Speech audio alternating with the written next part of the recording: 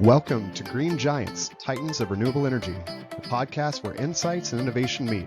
Every episode, we dive into conversations with industry leaders, experts, and change makers, bringing you the stories and ideas in the renewable energy sector that shape our world. And now, let's jump into today's episode with your host, Wes Ashworth. Welcome back to Green Giants, Titans of Renewable Energy.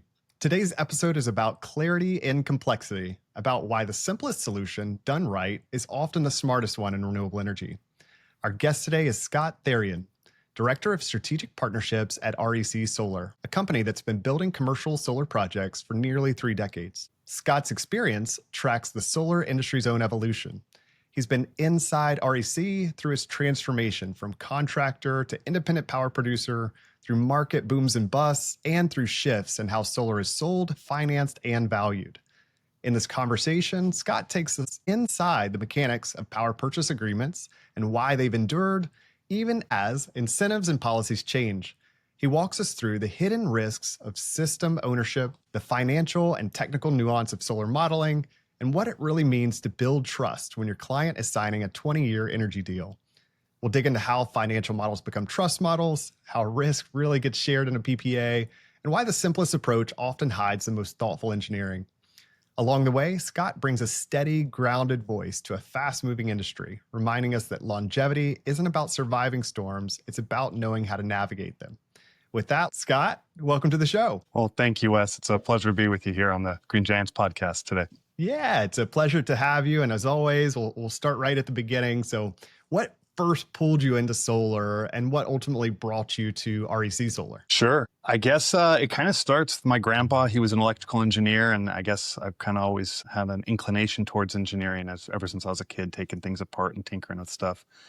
So on a long, circuitous route that wound me up at UC Santa Cruz, where I was working on a bachelor's degree. And I was studying a lot of renewables then at the time, but they have a great engineering program there. It was a little more theoretically focused. So I was studying the p-n junction of solar cells and sort of the underlying chemistry and technology, not so much the practical application out in the world. Yeah. And with Santa Cruz's proximity to Silicon Valley, that engineering department kind of pumps folks into that tech sector that was growing rapidly while I was there. And it was, the ethereal nature of tech kind of dissuaded me. I wanted to be doing something a little more fundamental to what we do as a society, I guess, and what's more fundamental than the energy we use to do everything. And so I really started getting a little more focused on renewables. I started looking around. At the time, there were really only 2 universities in all of California that had a power programs class. It was the Fresno State and the Cal Poly, which is short for the California Polytechnic University of California in San Luis Obispo. Yeah, there you Cal go. Poly slow. So anyway, that's where I headed off to get my graduate degree. And I had an eye on REC Solar actually before then. I knew some folks who had come through Santa Cruz at the time that worked there and had been hearing about it. So I took off to get my master's degree while planning to leverage that into a career at REC, which I was lucky enough to be able to do. Yeah, it's incredible intentionality there and targeted them. And here you are. That's awesome. And you've really been with REC through major transitions from residential and commercial routes to becoming a full-fledged independent power producer. For listeners who may not know the REC story, can you walk us through that evolution and what it reveals about the solar industry's trajectory? Sure. It's been a long, entertaining history. I'm happy to have been a part of it. REC was first founded back in the 90s, 1997, by 2 graduates from Cal Poly, Fred Sisson and Judy Staley. And it was started in a little office not far from where I live currently, in this little coastal town outside of San Luis Obispo. And, I've actually had a pleasure of working with a handful of the early pioneers, the first 10 to 15 folks who were building this on a hope and a dream. But by the time I joined the organization in 2010, they'd grown from that little tiny office into an organization that had, I think at the time, over 1,000 employees. There was a residential arm, REC Solar Residential, that was building for homeowners. And then there was a commercial arm that was really more focused on the larger scale commercial projects. And those were run as 2 different business units because the industries were very different, like what serves in residential versus commercial. There was a parent organization formed over it called Mainstream Energy. They also developed a racking company, Snap and Rack, Mhm. that was really born out of the residential arm's need for a better solution. They were installing racking they were buying on the market and realizing, hey, there's a better way to do this. And Yeah. so they formed their own racking manufacturing, which eventually grew to produce commercial products as well for the commercial arm, and had a full suite. Mainstream Energy also acquired AEE Solar Distribution, which has roots back to, I think it was founded in the 1970s. A guy named David Katz. So the salty dogs in the solar industry might know that name. As an early time visionary. But anyway, so from there, we grew further and continued to see success in both those different business, or all those different business units, until in around 2013, Sunrun acquired the residential arm of REC Solar and took with it the racking manufacturer as well as the distribution arm. And the commercial business unit continued on under the umbrella of REC Solar, and also continued to grow and see success until it goes 2014, 2015.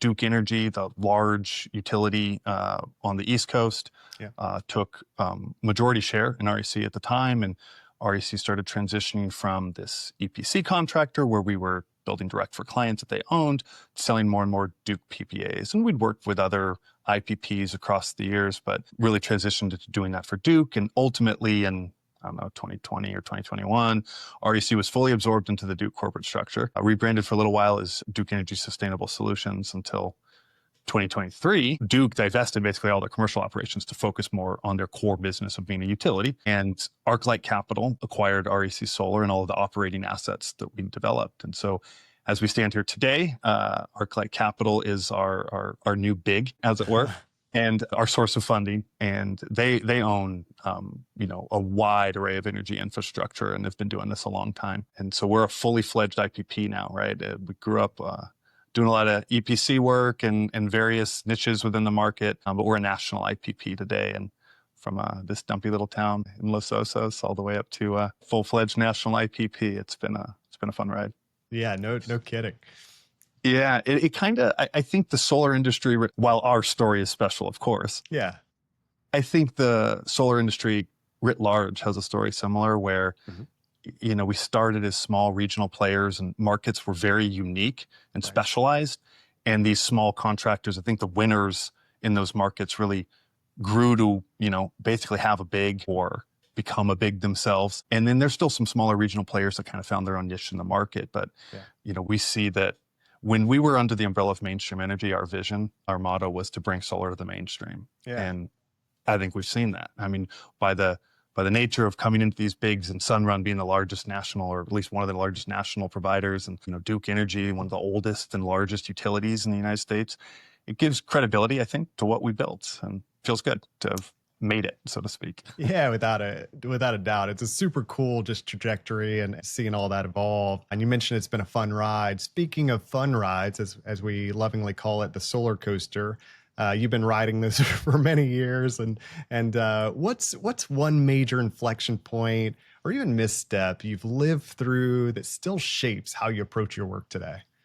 Well, I won't point at a specific example. I would say the misstep I've seen commonly, as we talked about kind of coming up through the solar industry, there's been a lot of companies that have come and gone from our space. I think we saw that really big in the financial crisis of '08, where houses stopped being built and anyone with a pickup truck and a ladder started doing solar because that was a market that might still be viable. And, once the housing market picked back up, they tossed the solar panels out the back of the truck and went back to building houses as they used to. And so that's not the only case of it, but you see a lot of fly-by-night contractors and developers, and is the case, I think, in an emerging industry.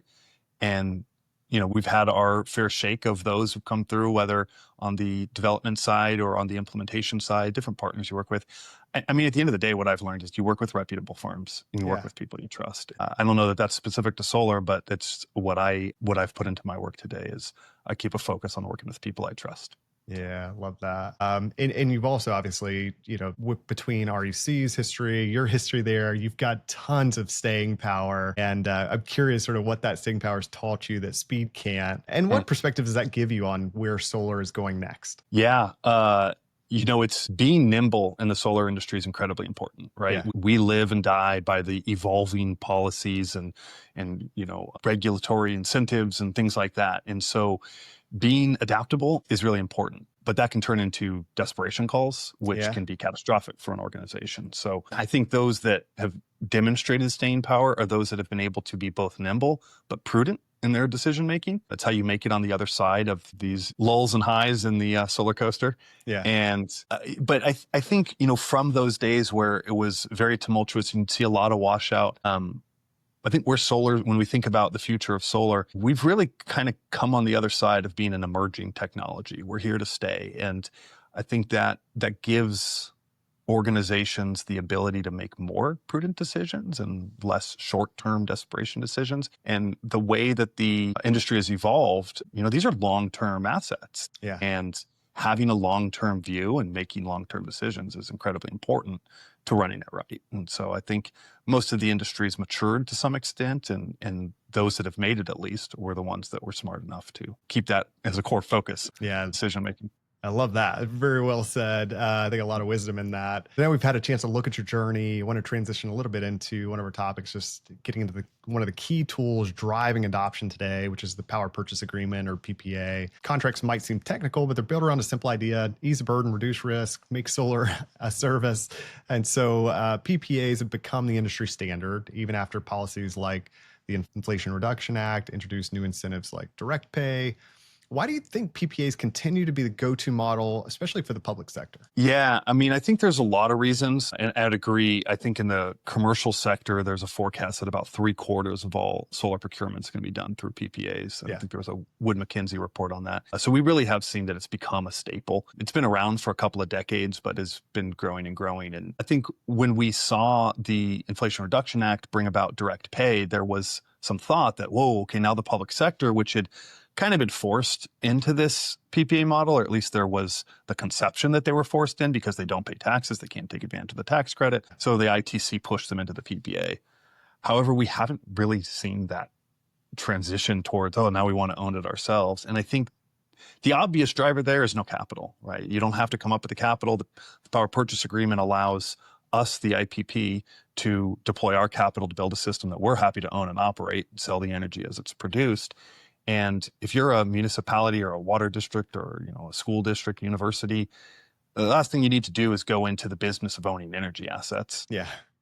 I think in some cases, some folks do. If you've already got a central plant and you're running you've got a full facilities team that's used to running complex solutions, okay, maybe it makes sense to do that in-house. But most organizations don't have that expertise and would have to build it from scratch. So you got to come up with the cash, you got to come up with the expertise. And, how many times are you really going to do this in life?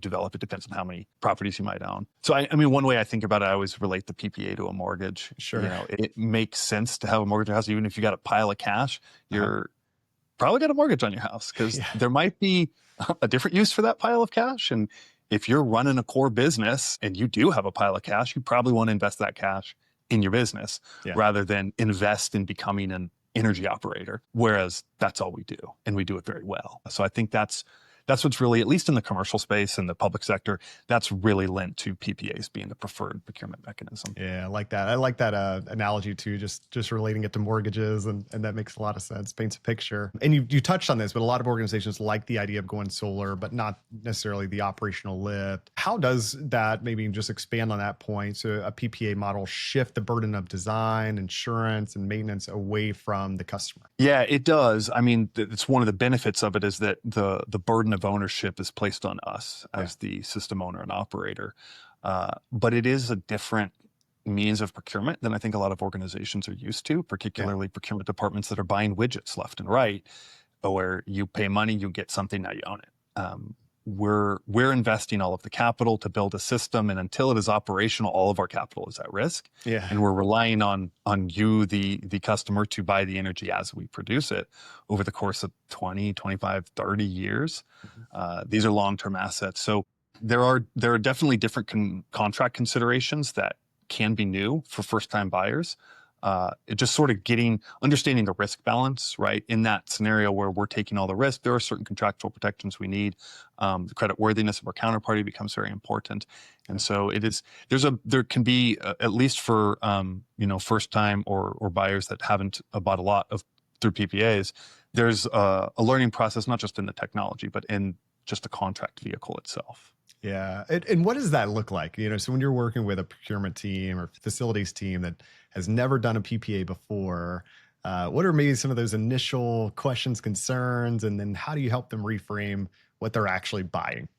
Right. Well, I think to some extent they try to become an expert in how the system operates and what's the guarantee this thing's going to run? How do I know you're going to do the O&M right? And they have a tendency to want to look over your shoulder, so to Yeah, speak, right? yeah. Like how do I keep my contractor honest while they're building this thing and do all this scrutiny on the front end? And it's not really the right lens to think about it. It's if I don't perform, I don't get paid. The alternate scenario, the worst case scenario for you is I build this system and it's complete junk and it produces nothing and you keep buying from the utility. So how do you get Yeah. me off your property? How do you kick me out? And so it's a different focus, I think, just overall and kind of explaining how the mechanism, basically how we invest our capital, how we de-risk it for our investors and how we satisfy them. And through satisfying them, it's by producing the thing you're wanting, right? It's every electron we sell you is how our investors get paid. So every electron we don't make for you, Yeah. we're not recouping our investment, and it's a real problem.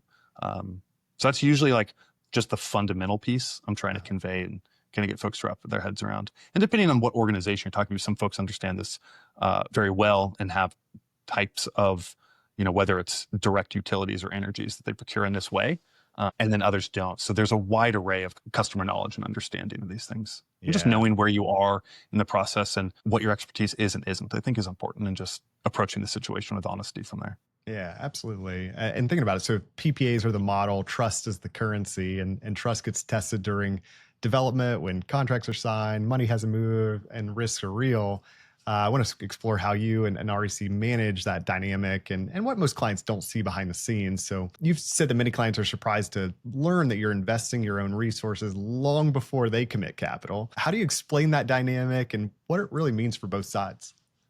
Yeah, it's a great one. I mean, I try to start off by letting folks know that, at least for, again, first-time buyers, the development cycle in these projects can be 1 to 2 years. Yeah. Right. It's a long time from, hey, I think I want solar, to there's a solar system on my roof producing energy. That can be multiple years. A lot of what we're doing on the front end is working through some of the unknowns that take a lot of work to get there. So, client approaches the situation, hey, if I'm going to buy energy from you, I need to know what the price is, what's the rate, how much am I going to save? And they come at it right from there as like, what's my price? What's my savings? We as a developer, we want to make sure there's commitment from the client that they're going to make a good counterparty before we invest all the due diligence that we need to do to validate that, yes, this will be the price and this will be the savings that you're going to generate. And where it usually starts from is at least how we approach it. We take a quick indicative look. Hey, throw some spaghetti at the wall. It's something like this. Does that work? Is that the kind of project you want to do? A lot of it is just understanding who are your stakeholders and what are the actual goals that make this make sense. Are you sustainability driven? Are you economically driven? The reality is you're going to be all of them. How much are you concerned about the operational impact? Are you willing to lease out your roof for 25 years or the field out back that you might want to expand? Kind of sussing all that up into the front end before we spend all our money to go out and do geotechnical studies and understand what's under the ground and talk to the AHJ about the permitting requirements, because it takes a lot of resource devotion from us to really get there. And so we kind of step through it methodically. And that initial indicative analysis, give us your utility bills, tell us what you think you're looking for. We throw it out, and if it looks feasible, because sometimes it works, sometimes it doesn't, we kind of step through it in chunks. And during that, you're doing some of the education on the contracting vehicles and understanding what's the financing plan, and also understanding the technical plan and understanding their planned usage for the site. Is your usage going to grow? Are you doing any expansions? Doing any downsizing? So it's a number of parallel paths that happen at once. Yeah. Are there any other risks your team takes on during development that most customers may never see or they might be surprised to learn about? Yeah, I mean, there are some. We do our best to flush them out on the front end. Yeah. I mean, the big one's the interconnection upgrades, right? As particularly in mature markets where there's more saturation of solar on the grid, California, Hawaii, until you really get pretty far down the process with the utility with an interconnection application, you don't know what sort of upgrade fees they might charge. And it might be $50,000 to upgrade the transformer right outside the building. It might be, $500,000 to upgrade the substation 3 miles up the road. And that will really blindside folks if they're not familiar with the interconnection process and what you're going through with the utility. Yeah. And they've been working with you for a year, and all of a sudden you go, hey, your utility wants an extra $500,000 from us. Yeah, here's your, change order on the price. Yeah. What are you talking about? We usually handle that right up front. We tell them what our allowance is, often put it into the contract. Look, here's our allowance for the interconnection upgrades. Here's the process by which we're going to go through it and the date on which we think we'll hear back from the utility. Contract in. Here's what we're going to do if X, Y, or Z happens. And there may be a walkaway clause, and that means we're spending money at risk. You're devoting resources at risk until we get there. But there's no other way to step through it but to step through it. Yeah, I love that. You told me this story of when you visited a university where an existing solar system was completely offline. Could you tell us that story? Explain just how it shifted your perspective on long-term system quality and ownership? Yeah, this was somewhat earlier in my career. I was in sort of an engineering capacity, supporting the sales team. So I would often do site visits in preparation for a proposal to a client.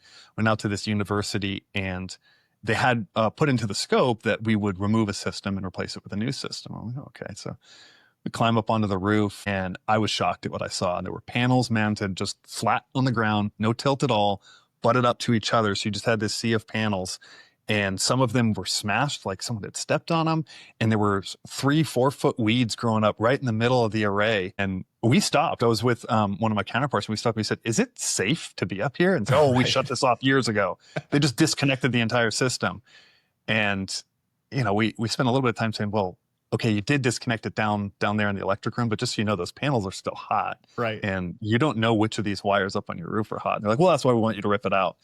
But it just blew my mind. And so they had this system sitting on their roof for years, just being a safety hazard and an eyesore. And anyway, they were right to replace it. But it got me thinking about like how decisions have been and are made in designing these. And one of the things that happens in a PPA, and it was interesting because that university had bought that system themselves and owned it. And I don't know who was responsible for maintaining it, but it wasn't done well. Right. And as they were coming out to procurement, they wanted us to take on the full rip and replace, and we would own the system. They were like, we don't want to own it. You do it all through a PPA. And it kind of lends itself to what we were talking about why PPAs have become the go-to, is because if we're building it, we're the asset owner. And again, if it doesn't produce, I don't get paid. I got investors breathing down my neck. Hey, this thing better operate the way you said it would. And they hired an independent engineer to keep me honest and make sure I get that thing done right.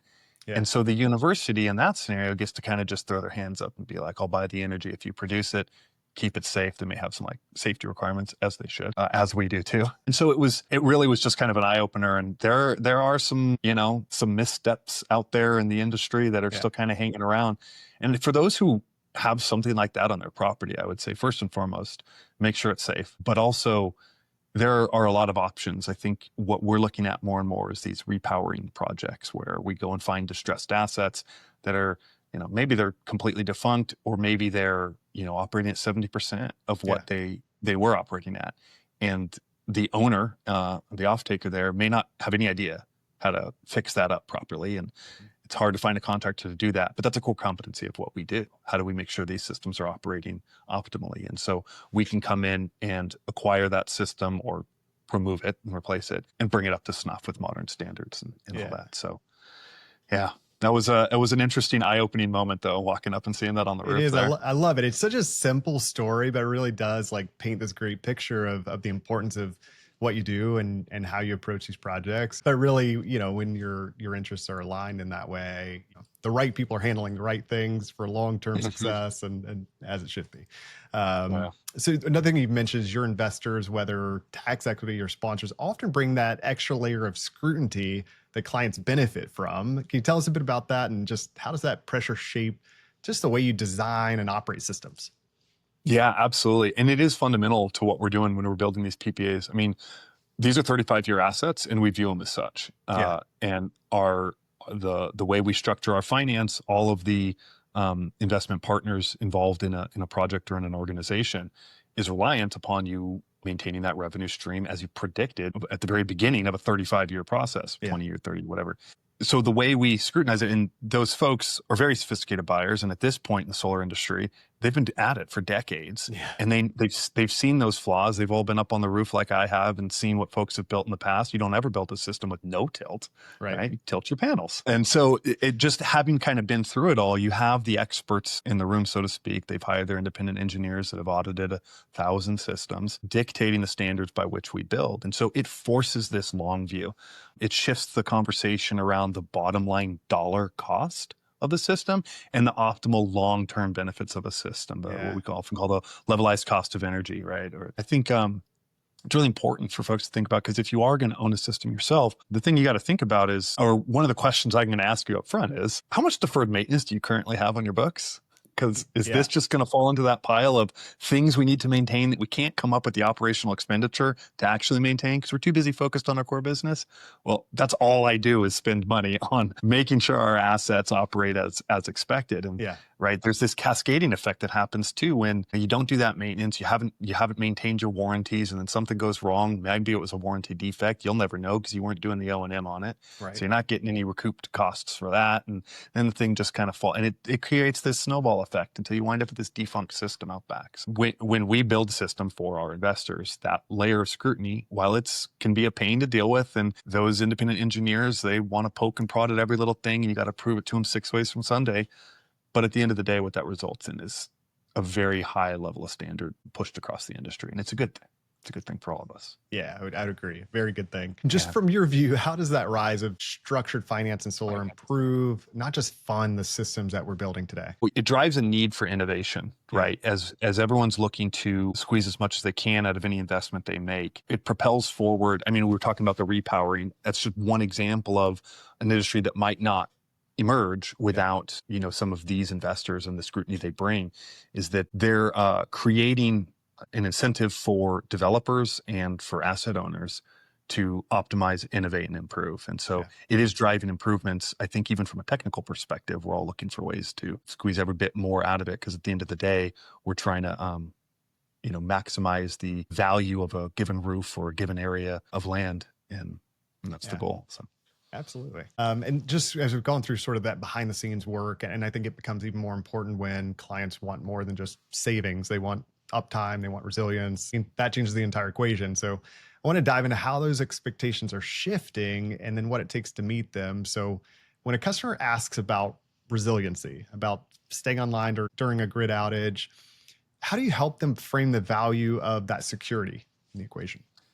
Yeah, and I think we're hearing that more and more. Microgrids and resiliency are a hot topic, and there's a lot of great innovation happening in the space. I always approach it with skepticism. When I hear folks want resiliency, I go, okay, well, what do you really want? Are you here for savings? Because solar will save you money. Resiliency costs money because it's planning for that emergency, and you're, to some extent, at least to some extent, maybe to a great extent, you're deploying resources that will sit idle most of the time and be ready for you in the case of emergency. Sure. And so that's a cost burden to the system that otherwise could operate nominally and saving you money. And so there's a balance to be struck there.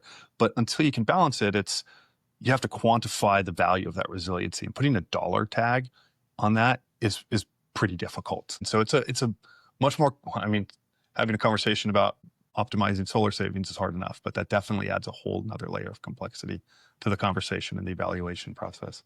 Yeah, without a doubt. And digging into that a little further, so you have worked on multiple microgrid projects, obviously. Can you walk us through maybe one that stands out and what it taught you about how customers really do evaluate reliability versus cost? Yeah, they are all very much snowflakes unto themselves. Every microgrid project is very unique, but I'm kind of thinking of two right now, and maybe the comparison of the two I think is most relevant. Where we worked on one that was for a municipality that was building a public safety headquarters out on the East Coast, on the Eastern Seaboard, where they're prone to natural disasters like hurricanes, and they were building this new state-of-the-art facility, and they were consolidating a lot of their emergency response teams. So like the fire and the ambulatory and the police, all of the dispatch centers, this was all kind of getting consolidated into this one sort of hub that could be the sort of command center of disaster relief and emergency response. Suffice to say, that building needs to stay online no matter what happens to the grid, right? And so they had a very clear mandate for resiliency. We deployed a number of solutions there. So there were solar carports, there was some solar on the roof. We did both batteries, and then there was also some gensets to provide power. And it was basically the combined solution gave them indefinite resiliency, as was the most important item for them. So it was a very clear conversation of how much is resiliency worth. It's worth everything. We're talking about lives. So how do you put a dollar tag on it, make us resilient no matter what? And you can design to that solution. And then I'm thinking on the West Coast of a high school district. Well, it was a K-12 district, and we were looking at a high school. And they had this great idea where, they have some disasters there, be they earthquakes or fires, where if the grid goes down, their community might lose service, and there's some elderly in the community. And they thought, well, why don't we make the high school the emergency shelter in place, have some resiliency so we can keep at least the high school gym online, so we have heating and cooling and the community come in there. And so it's a great idea. Love the concept. But we started the conversation around, okay, here's what solar and storage can do for you from a cost saving standpoint. Sure. Kind of looks great. Here's what resiliency can do for you, and it eats away at all of those savings. Yeah. And given their responsibility to their taxpayers that the district didn't necessarily have money to come up with, eventually it got scaled back. Right. We wound up with no resiliency. We deployed a solar and battery solution, and it saves them tons of money. And maybe that's fine. It took a while, though, to determine that this was a nice to have. This was a cool idea, Sure. but that the core thing they were looking for was renewables and cost savings. And so sometimes it's just sussing out what's your real motivator here. And a lot of times there's, a wide array of stakeholders, and they all have a little bit different idea of what they're after. So I don't know, I kind of think about those two. And so whenever I begin that conversation around resiliency, I go, what do you really want? Right. And it's never an easy answer. And what's it worth? I could see that. A lot of little nuanced things in there and what their real preferences are, but important to have that conversation, uncover those things, get into it early, and then figure out what are they actually asking for? What do they actually need? What's feasible? Another thing you mentioned is how hard it is to have nuanced conversation about solar economics when the buyer is locked into a rigid RFP process. And I want to dig into that a bit. What's missing in that structure, and how do you try to work around it? Yeah. So I started off as sort of like engineering roles, doing a lot of sales support, wore a lot of hats before jumping into the sales side of the business. Yeah. And when I did that, I spent a number of years serving the California public sector as a primary focus, working with a lot of municipalities, K-12 districts. Every project I worked on started with an RFP, request for proposals, competitive solicitation. And as we talk about the optimization of these solutions, it is very nuanced, and it's hard to have that conversation in the confines of an RFP, right? Where the RFPs, ultimately the objective there is to find the best price. Well, what do you mean by best price, right? So the base case I always point out of the simplest solution of this is you tell me you want the lowest PPA rate, and there's the land you can use to build solar. Great. I'm going to point all my panels directly south, and that's going to get me the maximum amount of production out of each one of those panels. And that'll get you the lowest PPA rate. Yeah. But maybe you're paying the utility on a time of use tariff that charges a lot more in the afternoon, evening hours. And if I would just tilt those panels to the west, my rate goes up because I'm getting less production out of them, but you're saving a heck of a lot more. So the offset rate is a lot more. So how do you kind of have that conversation in this sort of solicitation where it's sort of submit all your questions and answers officially through the portal, and you want to have a little bit of this back and forth? It's not impossible to do it through an RFP process by any stretch of the imaginations, but it's harder to have an optimization discussion with a trusted counterpart. So some of the ways I've seen that work really well is where they go through an RFQ process, find qualified contractors, and then have a nuanced discussion with one or two of them, take it a little bit further. And, I'll say one rule I came up with real quick when I was operating in that public sector. If any public agency released an RFP and it came directly from the public agency, we wouldn't bid. Really? It was just an automatic no bid. If it came through a consultant, primarily one of the key consultants we knew were serving that space and serving it really well, we focused on those RFPs.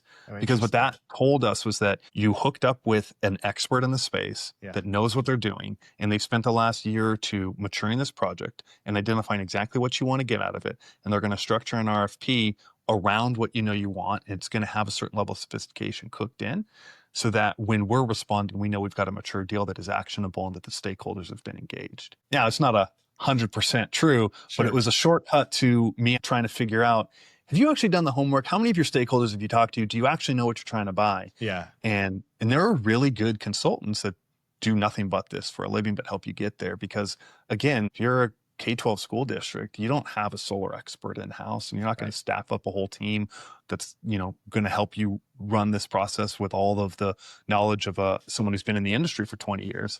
But if you can find a way to bring a consultant on board to help you do that, you're going to get a lot more juice for that squeeze. But it's going to cost you money up front. Again, you're spending money to do that development. You gotta make an investment at some point. Yeah, I love that. I like that thought and around just the consultant angle too. I hadn't really thought about that, but that's super interesting. Another kind of pieces that heavily shape projects' value are policies like net energy metering, export rates, time of use tariffs. How do you help customers make sense of all that complexity? And then why is it so critical to get it right in the beginning? Yeah. I mean, these factors dictate markets, right? We in the solar industry, as we chase markets where it's viable, the net energy metering rules with a given utility are the difference between, hey, solar is going to save you a ton of money, and we literally cannot build you solar, right there, because of the interconnection rules, or the net metering policies don't allow us to produce savings, just based on your usage pattern and the rules in your place. So understanding that is critically important. It's step number one to, does this idea even make sense there? And so we are very much kind of beholden to the local policies and things like that. As I mentioned, we've kind of become experts in the space, and we can kind of suss it out. And there's not exactly a database of markets that do and don't work, but just sort of this tribal knowledge of what works where, and sort of where your limitations are, and things like that. But it's really important to understand that right off the bat. And that exploration on the front end can be different if, say, you're a national client that owns, 1,000 properties across 30 states, versus if you're, operating in one geographic region and all of your sites, or your single site you're looking at has a single utility. Then you just become an expert on that, and it dictates it from there. But it really is step number one in understanding this complex equation of how does this save you money, and what's the long-term vision for how your system's going to operate for you. Yeah, absolutely. And even more so, just the reason you need an expert. You need an expert that knows it, has been in it, knows how to navigate it. It really it's so complex and changing, ever changing quickly. And speaking of changes, obviously many in the industry are concerned about what happens when the ITC starts sunsetting, and you hear a lot of those questions. But you've said, and I love this, that a post-ITC world might actually bring new flexibility and cost savings. I always love a positive take. So can you just expand on that idea for us? Yeah, I'm an optimist at heart, and so maybe to a fault, but I think it's important for folks to remember. Look, the ITC has been around a long time. I think it goes back to the 1970s when Jimmy Carter was putting panels on the White House, right? And that was a very controversial thing back then. And solar, everybody's looked sideways at solar. We're not an emerging technology anymore. You look at the EIA data on expected new generation to be brought onto the grid in the US, and I mean, the vast majority of that is renewables, and the lion's share is solar. Solar's not going anywhere. We still are reactive to policies and regulatory changes, and the changes in incentives change the way we deliver. But at the end of the day, solar's here to stay. And and we've learned a lot. It's important to remember, especially for the folks that are newer to the industry, this is not a new thing for us. We've lived through this before. There's been times in the past where the ITC was about to go away. I think it was 2015, 2016, when we got right up to the edge. The ITC was about to sunset, and everybody was ready for it to go away. And it was 2 months before the end of the year or something. And horse trading happened on Capitol Hill, and it all got worked out. The thing about these changes is not so much that what's on the other side is that bad. It's the uncertainty. It's the uncertainty that bogs us down. And to the extent we are relying heavily on a given incentive, we're beholden to it. And when it changes, we got to change with it, or things go away. But I think the industry is mature enough that part of me is excited for a post-ITC world, because it takes a lot to get that ITC. It is not, a 30% ITC is not a 30% reduction in cost, because there's a whole cost of compliance, whether it's from a reporting state, in the Inflation Reduction Act, it added prevailing wage and apprenticeship requirements. You've got to bring tax equity in to monetize that ITC. That's not without cost. That's not without additional hurdles on our end. So there's a scenario in which without the ITC, there may be some simplification to our structured finance. There's certainly a simplification to the compliance requirements. And that may actually also drive reductions in material costs, right? So the United States, our module prices are incredibly high when you look at Europe or the Asian markets, right, where panel prices are a fraction of what they are here. And you have to wonder that in a post-ITC world, what happens to that market? It puts us more onto the global market and has us a little less pinned in. So it's a little hard to say what the post-ITC world looks like, but I certainly am no doom and gloom on it. I think you got to be, I may have said this before when we talked, but you got to be an eternal optimist in this industry. You just have to be. Yeah, you do. But to your point, I mean, I think causes innovation to happen, causes, just people to get their heads together and really start working on, okay, how do we innovate? How do we problem solve? How do we move forward? How do we make it work? I think, again, it's continue to move forward regardless. There's no stopping it at this point. I think anybody closely connected to the industry can agree on that, and even those maybe outside of that as well. And thinking about that just a little bit longer, so you've been through this full ride, the full solar coaster. I think you've done many laps from policy cliffs, market crashes, restructurings. You've seen people panic along the way, but the industry keeps moving forward, and your outlook remains optimistic, which I love. What would you say to someone that maybe is newer in the space? Maybe they haven't been through it as much. They're feeling a bit overwhelmed by the volatility right now. What words would you offer them? Sure. I think to the extent it suits your needs, read on the history of solar or find some historical podcasts and things like that. I mean, the solar's got a long story. As I was mentioning, it goes, back in the 70s and 80s. I mean, if you find some guy with a bunch of gray in his beard that was trying to do solar in the 80s and tell him you're worried about the volatility of the market, he's going to laugh at you. Yes. Remember that perspective. Find a way to look back on how far we've come. If you're worried about, what is this volatility in the market going to do? Are we going to make it on the other side of this? If you're worried about the survival of your organization, that's good, healthy worry to have of how do we make the right decisions? How do we weather the storm? If you're new and you're strapped for cash and you're trying to do something innovative, batten down the hatches and find a way to sort of ride the evolutions as all the players have had to do over the years to find a way to get on the other side of it.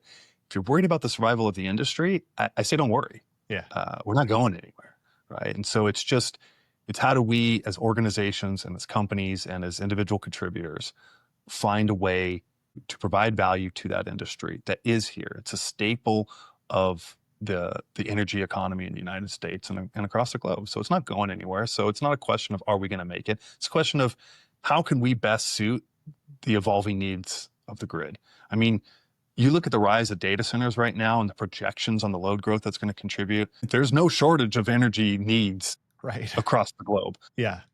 And so there's a high need for solutions, and we bring one of those solutions. And there's going to be a new mix, right? I mean, there's folks talking about building nuclear reactors next to those data centers, and I think a lot of folks are looking harder now at clean gas options, be it renewable natural gas or hydrogen. There are new emerging technologies. Solar's not really one of them so much. We're sort of the staple that's going to augment those and maybe help the rising tides of those emerging technologies figure out what is the right new solutions to implement in conjunction with the other things we're already doing. So I think it's just a perspective shift. I don't know, that was a long-winded answer to stay positive and contribute what you can. Love every part of it.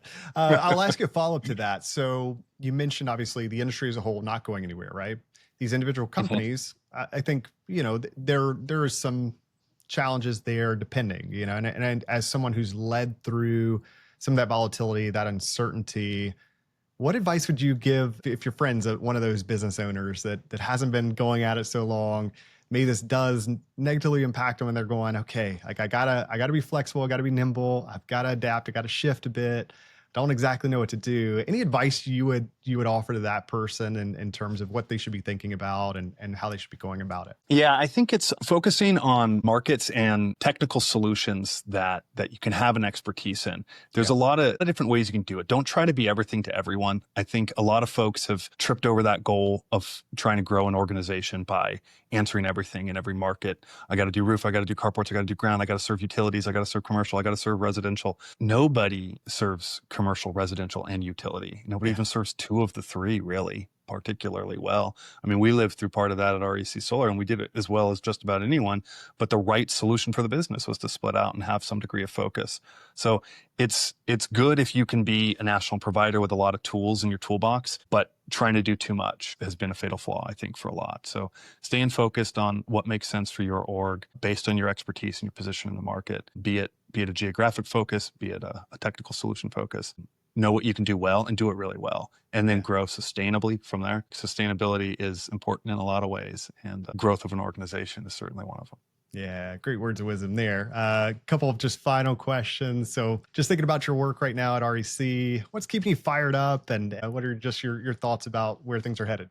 You know what I really love about RC more than anything is the people. It's a cliche answer, but we've had some of the best veterans across the industry come through our organization. I've had the pleasure of working with a lot of them, and seeing them all off as leadership in other organizations is great. But the leadership we have right now at REC Solar is phenomenal. They're veterans in the industry who've taken their lumps throughout the years and the decades and really know what it takes to operate in a sustainable way in this industry. And so I'm excited to work with them. I'm excited to work with the team I'm with. It's really kind of key to me anywhere I am. I think, one thing that energizes me, I guess, about where we're going, I don't know, it's just this sense I have that the industry's kind of always, we've had times at which I've noticed the industry to be very hyper competitive, very cutthroat. We talk about the bloody knife fight to the bottom on pricing. And it was like, get into these price wars of how low can you go and which companies can survive while we're operating on these unsustainable margins. And then the washout happens and you pick yourself up bruised and battered and okay, all right, now build it back up. And I think to some extent when you're in a, emerging industry that everything's sort of the first time you've done it, I could see how it lends itself to that and this hyper-competitive space. But it feels like we're on a transition, right? Where it's time to put on our big boy and our big girl pants and, cozy up to the table. We've made it to the mainstream, right? We compete with all the major players. And I think that's going to enable more of an approach of collaboration, of optimization, right? And real just innovation where we talk about the frenemies across the solar industry. Those of us on a little more stable footing now, both in the industry and the organizations, as we've sort of stabilized what we do and how we operate in the industry, I think that's going to lead to a lot of collaboration, and which inevitably leads to new innovations. So I'm excited. I think it feels like a new chapter, not without turmoil and strife, but it is what it is. I'm excited to be a part of it. It makes it fun. Yeah, exactly. I love that. And I've seen it too. I think just the emphasis on collaboration and I think as just the industry matures. And with that, I think, great thought to end on and wrap it up. So we'll wrap up today's conversation with Scott. But thank you so much for just giving us a clear, grounded look at how solar really works, not just the technology, but the trust, the modeling, the long-term alignment that makes it all viable. If you're listening out there and you're earlier in your clean energy journey, I hope this conversation gave you perspective and hope. The volatility is real, the pace is intense, but as Scott reminds us, the work keeps moving forward. The models are getting smarter, the mission is only growing. If this episode gave you something to think about, please share it, leave us a review, and be sure to subscribe. And with that, we will see you soon. This episode of Green Giants, Titans of Renewable Energy, was brought to you by Lead Group Search. If you enjoyed today's discussion and are looking to recruit top talent for your company or find your next career opportunity in the renewable energy sector, visit leadgroupsearch.com. Let's continue driving the future of clean energy together. Until next time, keep pushing toward a greener future.